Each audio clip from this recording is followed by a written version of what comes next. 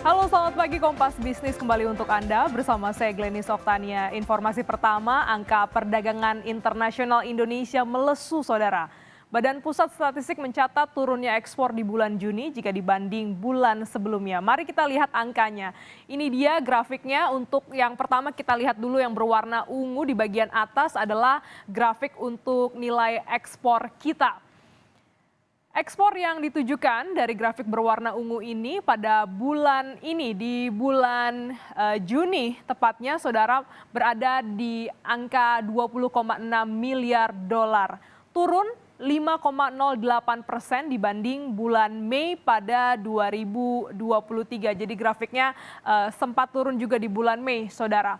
Dan kalau dibanding dengan tahun sebelumnya, di Juni 2022 juga anjlok sampai 21,18%. Memang jika dibanding bulan April, angkanya lebih tinggi, saudara. April berada di angka 21,3 miliar dolar, saudara. Dan juga pada masa Lebaran kita tahu di bulan April sempat terjadi penurunan karena ini diakibatkan adanya hari operasional yang lebih pendek. Berarti itu ya yang di bulan Mei itu di bulan April tepatnya ya di angka 19,2% ini diakibatkan karena ada kegiatan Lebaran. Sementara saudara, jika Anda bandingkan dengan angka ekspor di bulan Januari dan Februari dan juga Maret, Juni jadi yang paling rendah. Kita lihat Januari, Februari, Maret berada di paling rendah adalah 21,7 miliar dolar. Sedangkan di bulan Juni kita ini adalah 20,6 miliar dolar. Kita bergeser dari angka impor, kita lihat bagaimana dari angka ekspor kita lihat ke angka impor di grafik yang berwarna merah di bagian bawah. Saudara, grafisnya tetap naik turun ya, di bulan Juni berada di angka 17,1 miliar dolar. Ini juga mengalami penurunan. Terendah terjadi di bulan April. Ini diakibatkan karena ada masa Lebaran tadi di angka 15,3 miliar dolar Amerika. Melorotnya angka ekspor salah satunya disebabkan oleh penurunan harga sejumlah komoditas unggulan ekspor Indonesia, yaitu minyak kelapa sawit dan juga batu bara.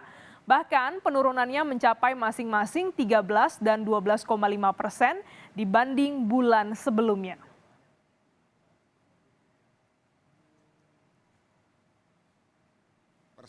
Pada bulan Juni ya, ini tentunya terhadap bulan sebelumnya ini bisa dilihat karena penurunan nilai ekspor pada beberapa komoditas ya. Yang pertama bahan bakar mineral ini turun 11,54%, kemudian nikel ya, dan barang yang turunannya ini 41,33% turunnya.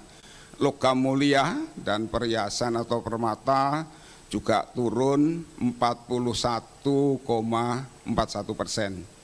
Kemudian untuk ekspor migas ya, ini yang sebesar 3,64%, ini juga dikarenakan untuk gas turun sebesar 10,35%. Saudara, penurunan ekspor ini berpengaruh pada angka neraca dagang. Neraca perdagangan pada Juni 2023 mencetak angka 3,45 miliar dolar atau melonjak drastis dibanding bulan sebelumnya yang sekitar 430 juta dolar. Kira-kira seperti ini grafiknya, saudara, ya, di bulan Juni lumayan tinggi jika dibandingkan pada bulan Mei. Namun masih lebih rendah, saudara, dibandingkan pada Juni 2022 di tahun lalu senilai 5,14 miliar dolar. Dibanding bulan Februari, neraca dagang juga lebih rendah. Sepanjang tahun ini, neraca dagang pernah mencetak rekor hingga 5,4 miliar dolar. Dan karena bulan ini kita kembali surplus, maka secara total neraca dagang Indonesia sudah surplus selama 38 bulan terakhir alias lebih dari 3 tahun lamanya. Selain karena harga komoditas yang turun, penyebab lain ekspor Indonesia melambat adalah karena negara tujuan ekspor kita ya sedang mengalami perlambatan ekonomi. Kita lihat ini dia negara tujuan ekspor kita yang paling besar adalah Tiongkok dengan nilai ekspor adalah 4,5 miliar dolar. Selanjutnya Amerika Serikat 1,9 miliar dolar.